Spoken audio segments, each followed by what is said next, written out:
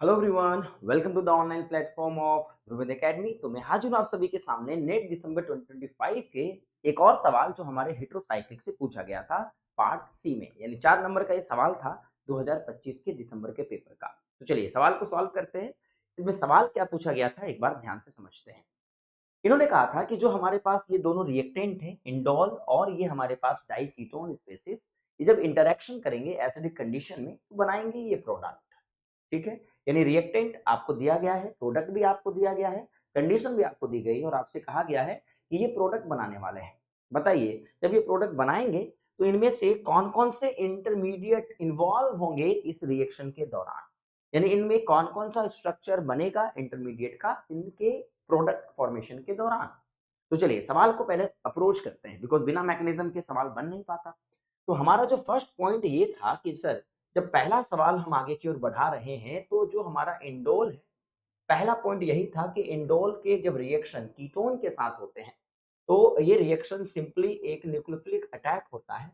और आप मुझे बताओ ये लोन पेयर जब अटैक करने जाएगा तो इसकी रिएक्शन कौन से साइड पे होती है, सेकेंड नंबर पे या इसके थर्ड नंबर वाले पोजीशन पे। तो पहला रिएक्शन यही था कि जब लोन पेयर मूव करे तो ये अटैक इस कार्बन पे करेगा, थर्ड वाले कार्बन पे।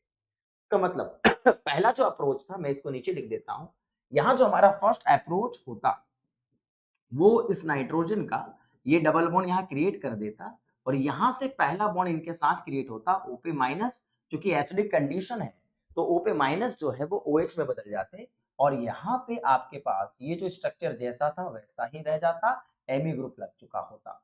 तो पॉजिटिव चार्ज इस N के पास क्रिएट हो जाते, है ना। और आप बताओ तुरंत इसमें एरोमेटाइजेशन हो जाएगा, H को वापस से हम यहाँ पे क्रिएट करके वापस एरोमेटाइजेशन कर सकते हैं और फिर से ये स्ट्रक्चर आपके सामने वैसा ही बन जाता जैसा इंडोल पहले था।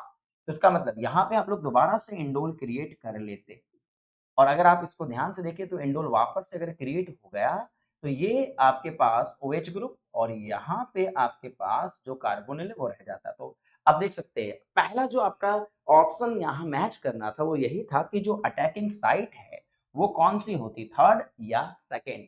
तो आप देख सकते हैं ये जो स्ट्रक्चर आपका बन रहा है थर्ड और सेकेंड में, डी वाला ऑप्शन तो क्लियर ही है कि वो नहीं होगा, बी वाला ऑप्शन जरूर आपका यहाँ पे बन रहा होगा। लेकिन अगला स्टेप आपसे पूछा जा रहा है कि बताओ फिर आगे क्या होना चाहिए। तो फिर से लोन पेयर वापस आएगा और वापस से इसी कार्बन से इसके ऊपर अटैक करेगा और नंबर ऑफ रिंग कितने मेंबर की बनेगी, आप देख सकते हैं 5 मेंबर की। और रिएक्शन के आगे जब हम आगे प्रोसेस को आगे बढ़ाएंगे तो पॉइंट यही रहेगा कि सर ये जो स्ट्रक्चर बन रहा है ये हमारे पास अब 5 मेंबर की रिंग का फॉर्मेशन हो चुका है। जैसा यहाँ पे आपके पास OH और मिथाइल लगा हुआ था, सेम यहाँ भी OH और मिथाइल एज इट इज लग गया होगा, N पे पॉजिटिव चार्ज यहाँ क्रिएट हो गया होगा। इसका मतलब है कि आप देख सकते हैं कि यहाँ पे डायोल बन रहे हैं पर ये डायोल उसी कार्बन पे बन रहे हैं जिसपे हमारा ग्रुप थर्ड वाले पे बन रहा है। इसका मतलब सेकेंड वाले पे ये बॉन्ड नहीं बना रहा है, इसका मतलब ए और बी ही इसके सही आंसर थे। पर आगे आप देख भी सकते हैं कि ये रिंग आगे कैसे बड़ी होगी। तो आपको इंडोल की रिएक्शन समझ में आनी चाहिए कि सर वापस से इसको नॉर्मली बनाना हो तो ये रीअरेंज करके इस कार्बन कार्बन का बॉन्ड यहाँ ट्रांसफर हो जाता है और बॉन्ड ओपन हो जाते हैं। फिर आप यहाँ पे देख सकते हैं कि ये जो स्ट्रक्चर है वापस से एन क्रिएट हो गया है और ये जो रिंग है अभी 6 मेंबर की रिंग यहाँ पे फॉर्म हो गई जो आपकी बनी हुई है यहाँ पे, क्लियर है। और यहाँ आपके पास OH ग्रुप लगा हुआ है, यहाँ आपके पास OH ग्रुप लगा हुआ है। बस आगे चल के एसिडिक कंडीशन में यहाँ पे डबल बॉन्ड क्रिएट होना, डिहाइड्रेशन हो जाना और यहाँ पे आपके पास 6 मेंबर की जो रिंग है वो एज इट इज जो है वो रह गई, 5 मेंबर की रिंग एज इट इज रह गई और अब नया 6 मेंबर का रिंग जो बन चुका है वो आपके सामने यहाँ क्रिएट हो चुका है। बस डिहाइड्रेशन करके आप यहाँ पे अल्कीन क्रिएट कर सकते हैं और एरोमेटाइजेशन भी यहाँ पे किया जा सकता है। इसका मतलब यहाँ पे हमें प्रोडक्ट बनाने समय ए और बी ही आंसर ऐसे थे जो सही आ रहे थे। ठीक है, तो इंडोल की मैकेनिज्म आप लोगों को अच्छे से आनी चाहिए। तो हेट्रोसाइक्लिक कहता है इंडोल बेहतरीन मॉलिक्यूल है हमें पढ़ने के लिए।